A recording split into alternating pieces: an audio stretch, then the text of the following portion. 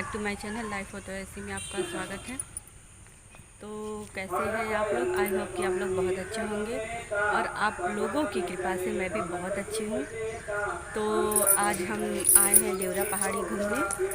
तो यहाँ की बहुत सारी कहानियाँ हैं, तो आज हम आप लोगों को बताएंगे। मेरी मम्मी बताएंगे, मुझे हालांकि पता नहीं है। मैं मम्मी से पूछूंगी कि क्या कहानी है यहाँ की। तो ब्लॉग में जुड़े रहिए आप लोग, क्योंकि ये ब्लॉग बहुत बहुत बहुत ही ज़्यादा इंटरेस्टिंग होने वाला है। तो जुड़े रहिए, बहुत कुछ देखने को आपको मिलेगा। तो ये मेरे ही गांव की कहानी है, क्योंकि आप लोग जानते हैं कि मैं इस समय मायके में हूँ अपने। तो मेरा मायका बिहार में पड़ता है। तो देखिए गाइज, पीछे से आप लोगों को आवाज़ आ रही होगी। तो आप लोग देख सकते हैं कि ये भोलेनाथ का मंदिर है। तो मैं यहाँ बैठी हूँ, आप लोग देख सकते हैं कि यार कितनी गर्मी हो रही है, पूरे पसीने निकल रहे हैं। लेकिन फिर भी आप लोगों के लिए मैं यहाँ आई हूँ इतनी गर्मी में, कि ताकि मैं ये ब्लॉग शूट कर सकूँ। तो मैं इस समय अपने मायके में हूँ। तो मेरा मायका बिहार में पड़ता है। बिहार में भभुआ ज़िले में एक छोटा सा गांव है जिसका नाम कसेर है। तो ये कहानी वहीं की है। तो आप लोग प्लीज़ ब्लॉग में जुड़े रहिए और पूरा ब्लॉग एंड तक देखिएगा। देखिए गाइस, पहले यहाँ राजा रानी का महल हुआ करता था। तो आप लोग देख सकते हैं कि ये पूरे खंडर बन चुके हैं। यहाँ इस पहाड़ी पे 2 भोलेनाथ का मंदिर भी है। तो इसलिए साधु लोग देखिए कितने सारे पौधे लगाए हैं। देखिए वाकई में देखने में बहुत अच्छा लग रहा है। तो आप लोग ब्लॉग में जुड़े रहिए। बहुत साल पहले यहाँ राजा रानी का किला हुआ करता था। तो आज पूरा ढह के इस तरह के खंडर बन चुका है, आप लोग देख रहे हैं। इसकी स्टोरी मैं बताऊंगी आप लोगों को। आप लोग देखिए, वहाँ देखिए कॉलेज है, वो पीले कलर का दिख रहा है, वो कॉलेज है। यहाँ सारे पेड़ पौधे लगे हैं। यहाँ देखिए एक मंदिर बन चुका है। वहाँ भी देखिए वो पीले कलर का एक भोलेनाथ का मंदिर भी है। यहाँ 3 भोलेनाथ के मंदिर है। एक फर्स्ट में जो मैंने दिखाया था वो, एक ये और एक ये। देखिए वहाँ प्रवचन हो रहा है, सारे लोग बैठे हैं, यहाँ पेड़ है। हे गाइस, देखिए यहाँ पे एक भोलेनाथ है। तो इस पहाड़ी पे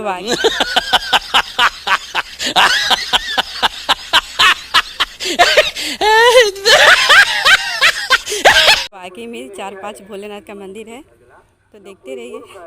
जय भोलेनाथ की। देखिए ये पूरा पहाड़ बन चुका है। पहाड़ी देखिए कितना टूट चुका है, ये कितना ऊंचा है। पहले यहाँ राजा रानी का किला हुआ करता था, लेकिन ये पूरा ढह चुका है। स्टोरी ये है कि बहुत साल पहले यहाँ एक राजा रानी का किला हुआ करता था। लेकिन आप लोग इस समय देख रहे हैं कि ये किला बिल्कुल खंडर में बदल चुका है। तो मैं आज आपको स्टोरी बताऊंगी कि ये किला से खंडर बना कैसे। तो ध्यान से सुनते रहिएगा और इस ब्लॉग से जुड़े रहिए। आप लोग पीछे देख रहे हैं कि प्रवचन हो रहा है और आवाज़ बहुत तेज जा रही है, इसलिए मेरी आवाज़ थोड़ी सी आप लोगों को सुनाई देगी। कोई बात नहीं, आप लोग ब्लॉग में जुड़े रहिए। तो बहुत समय पहले की बात है कि यहाँ एक राजा रानी का किला हुआ करता था। तो राजा बहुत ही ज़्यादा घमंडी थे। राजा के महल के बिल्कुल जस्ट सामने ही एक ब्राह्मण का घर हुआ करता था। वो ब्राह्मण बहुत ही अच्छे थे, बहुत ही अच्छे थे।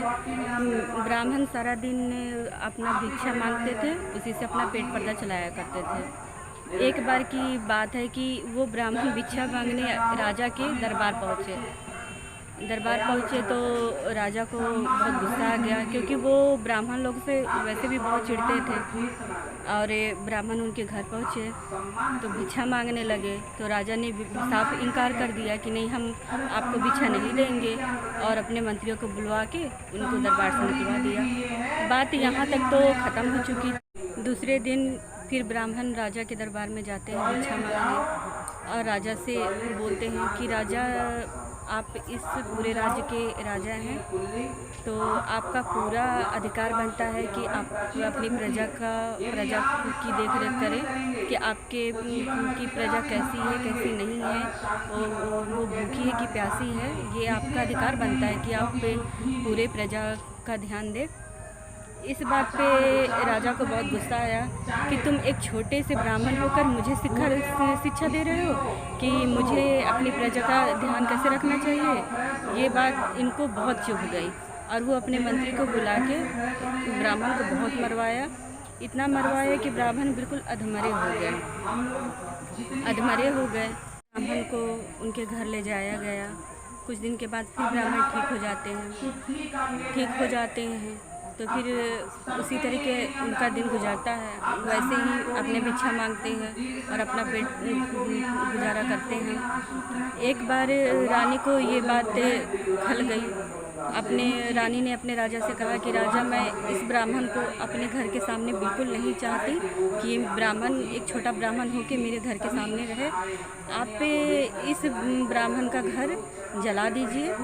मैं इस ब्राह्मण को बर्दाश्त नहीं कर सकती, अपने नज़र के सामने बिल्कुल भी बर्दाश्त नहीं की। राजा ने बोला, ठीक है रानी, जैसा तुम चाहती हो बिल्कुल वैसा ही होगा।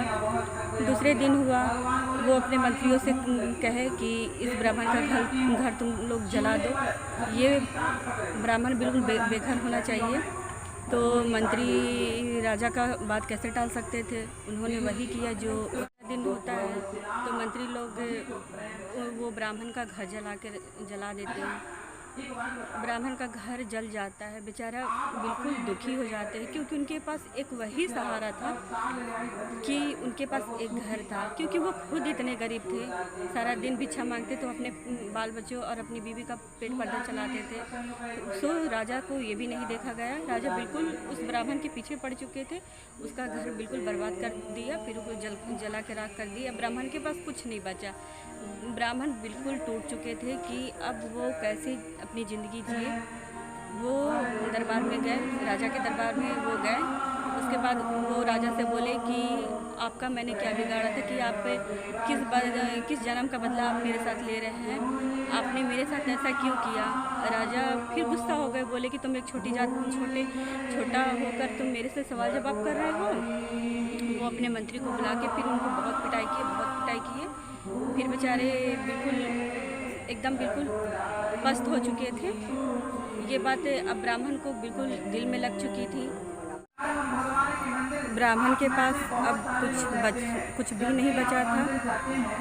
वो बिल्कुल टूट चुके थे कि अब मेरे पास कुछ भी नहीं बचा है। महल के किनारे एक पतली सी नली थी, राजा के महल के किनारे, पीछे की आगे मुझे नहीं पता, लेकिन एक नली थी। ब्राह्मण राजा से बोले कि आप तो मुझे कहीं का नहीं छोड़ा, आपने सब कुछ लूट लिया। अब मुझे मरने के सिवा मेरे पास कोई भी रास्ता नहीं है, तो मैं आपके महल के पीछे जो नली है मैं वही अपना जान दे दूंगा, यही मेरी प्रतिज्ञा है।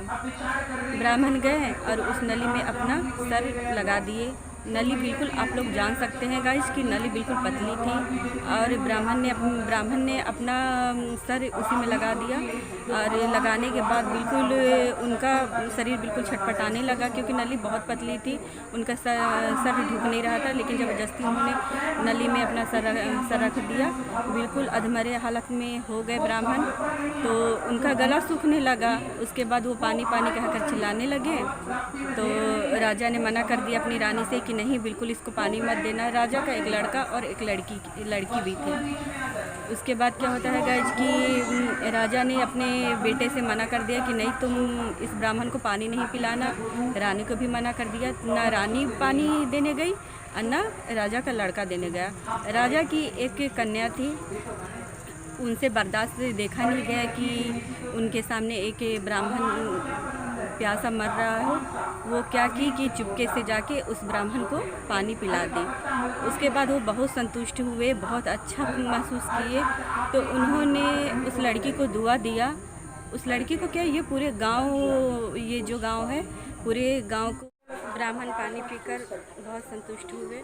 तो उन्होंने राजा की कन्या को बोला कि बेटा तुम हमेशा खुश रहो, हमेशा खुश रहो, और तुम्हारी पूरी जो तुम चाहती हो वो दुआ पूरी हो, जो भी पूरी हो। तो उन्होंने इस गांव को श्राप दिया और ब्राह्मण बोले मरते मरते कि धियनी की जय और पुतनी की क्षय। इसका अर्थ है कि जो धियनी मतलब आप लोग समझते हैं कि धियनी का मतलब होता है लड़की। तो वो ब्राह्मण बोले कि यहाँ की जो लड़की है वो हमेशा खुश रहेंगी।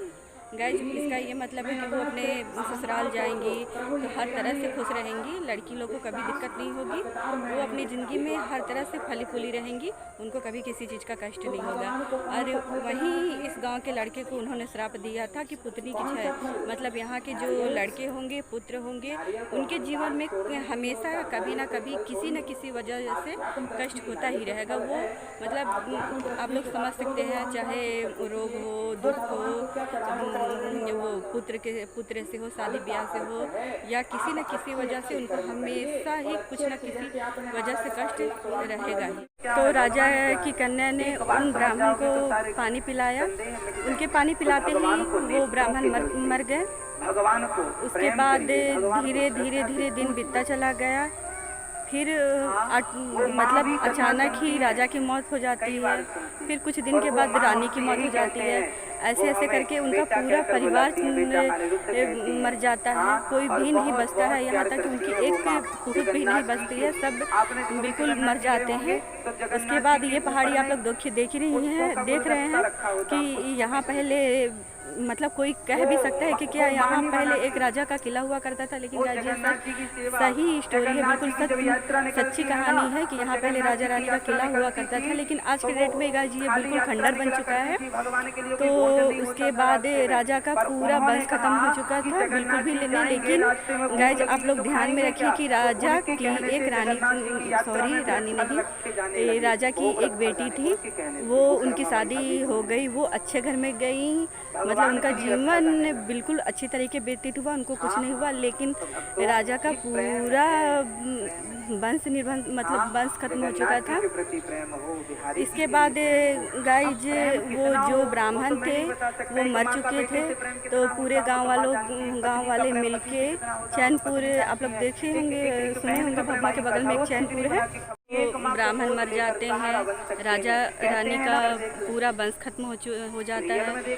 तो ब्राह्मण के मरते ही पूरे गांव वाले, ये भभुआ के बगल में एक चैनपुर जगह है, तो पूरे गांव वाले मिलके बोलते हैं कि अगर ब्राह्मण को इसी तरीके छोड़ दिया जाएगा तो और मतलब कोई सुख से नहीं रहेगा, हमेशा कुछ ना कुछ घटना घटते रहेगी इस गांव में। तो पूरे गांव वाले मिलके सोचे क्यों ना इनके लिए एक मंदिर बनवाया जाए, क्योंकि इनके मंदिर बनवाने के बाद इनके आत्मा को कुछ ना कुछ तो शांति मिलता ही। तो पूरे गांव वाले मिलके यहाँ भभुआ के बगल में, आप लोग सुने, मतलब जो सुना होगा उसके लिए बता रही हूँ, और जो नहीं सुना होगा वो तो खैर बात ही अलग है। लेकिन जो जिला भभुआ को जानते हैं, भभुआ जिला है, तो उसके बगल में एक चैनपुर है, तो क्या बोलते हैं गाइज, हाँ, हर्षोबरम। तो चैनपुर के बगल में हर्षोबरम में इनका जो सर है, वहाँ इनका सर ले जाके वहाँ स्थापित किया गया। तो वो हर्षोबरम के नाम से प्रसिद्ध हुए।